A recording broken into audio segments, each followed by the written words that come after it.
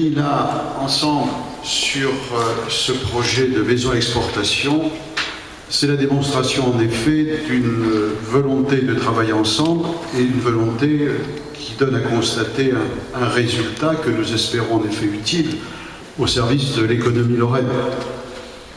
Traiter de l'économie lorraine nous oblige à beaucoup de lucidité et de loyauté dans l'instant où nous sommes.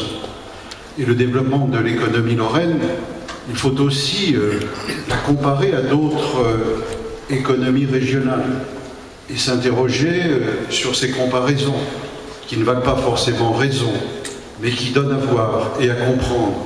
C'est vrai que notre région, je n'ai pas besoin de le rappeler, connaît depuis de très nombreuses années de réelles difficultés dans le cadre d'une économie mondialisée qui télescope et qui fracasse la structure industrielle ancienne de notre région. C'est une évidence. Et l'autre évidence, c'est que nous ne sommes pas encore parvenus, malgré tous les efforts consentis, les initiatives de l'État, des collectivités territoriales, de l'intelligence des chambres de commerce et d'industrie, de chambres de métiers, chambres d'agriculture, nous ne sommes pas parvenus encore à dynamiser avec suffisamment de résultats cette économie. Et c'est vrai que d'autres régions, l'Île-de-France, Rhône-Alpes, Midi-Pyrénées, Aquitaine, Bretagne, pour citer celles-ci, bénéficient à travers des structures universitaires de recherche, d'innovation, des centres de décision, des centres d'impulsion, des entreprises qui se sont agrégées d'une dynamique presque naturelle, c'est-à-dire que les initiatives qui sont prises, les démarches qui sont décidées au plan national trouvent davantage à s'appliquer sur ces secteurs qui créent alors de la richesse, du progrès, de la croissance et du développement dans l'emploi, en tout cas de la résistance. Et puis nous sommes ce que nous sommes et on voit bien que la réponse que nous devons apporter dans l'instant où nous sommes, c'est de répondre à nos manques évidents par une intelligence collective d'une part et la volonté de travailler ensemble. Et la loi de décentralisation qui sera prochainement votée, loi qui apporteront, ou qui apportera au singulier, la loi, s'il y en a qu'une, apportera cette loi des moyens d'intervention, d'autorité complémentaires au bénéfice des collectivités territoriales, des régions, des territoires. C'est plutôt une bonne chose parce que ça devrait produire un meilleur fonctionnement de la République française au service de nos citoyens. C'est plutôt une bonne nouvelle. Il s'agit effectivement de desserrer l'emprise de la technocratie centrale qui gêne les développements pour faire confiance au territoire. Mais la contrepartie de ça, c'est davantage de concurrence. Davantage de concurrence.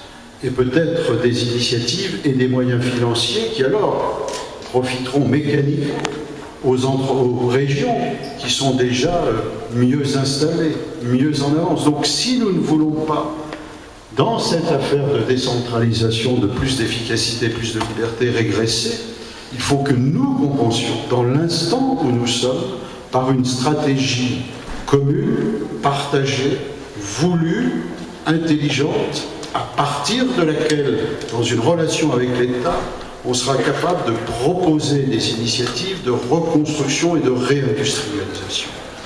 Ça ne nous a pas échappé, en tout cas, avec les présidents des chambres de commerce et d'industrie, de la chambre régionale, des chambres des métiers et des chambres d'agriculture, qui avaient la nécessité de nous rapprocher, de travailler ensemble, de partager en intelligence une stratégie, sachant qu'on ne peut pas tout faire, mais qu'il va falloir hiérarchiser, choisir, accompagner, et donc exiger parfois des éléments de complémentarité à nos décisions pour que ça réussisse.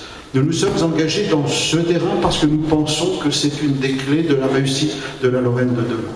Et on devra reconstituer, madame, un couple très étroit dans notre région, parce qu'elle est ce qu'elle est aujourd'hui, un couple État-région très étroitement associé pour entraîner en confiance et en responsabilité les autres acteurs. L'intérêt public, l'intérêt régional et des partenariats étroits de la région avec ses collectivités territoriales décentralisées que sont les départements et une continuation de travail partagé en commun avec les acteurs économiques pour faire quoi? La richesse du développement, elle n'est pas dans nos institutions. Elle n'est pas dans le conseil régional ni dans les départements, elle n'est pas plus dans les CCI, elle est à l'extérieur. Les forces du développement de la Lorraine sont sur les territoires et notre rôle à nous, c'est d'amener ces forces ensemble, dans un sens, dans une cohérence, dans une efficacité, de créer les conditions du succès. Et bien voilà le travail qui nous revient à faire avec vous, ces partenaires, sur vos projets, sur l'innovation, sur le développement, sur la formation, sur la recherche effectivement de prise de marché à l'extérieur de notre région. C'est pour ça que cet exemple illustre, pour une part, les obligations qui nous incombent. Vous devez être persuadés, en tout cas, que la volonté des uns et des autres est forte, que cette cohérence, nous la voulons, cet objectif stratégique, nous allons les poser si on doit les affiner encore, hiérarchiser les choix dans nos filières, sur nos territoires, de telle sorte que nous portions effectivement avantage dans la compétition qui est devant nous et qui va s'aggraver, et que si l'intelligence collective et l'esprit de responsabilité régionale des uns, tous ensemble réunis, ne produit pas de résultats, là, on continuera à connaître beaucoup de difficultés. En tout cas, l'exemple de ce matin prouve que l'intelligence peut être collective et partagée, qu'elle peut donner des résultats.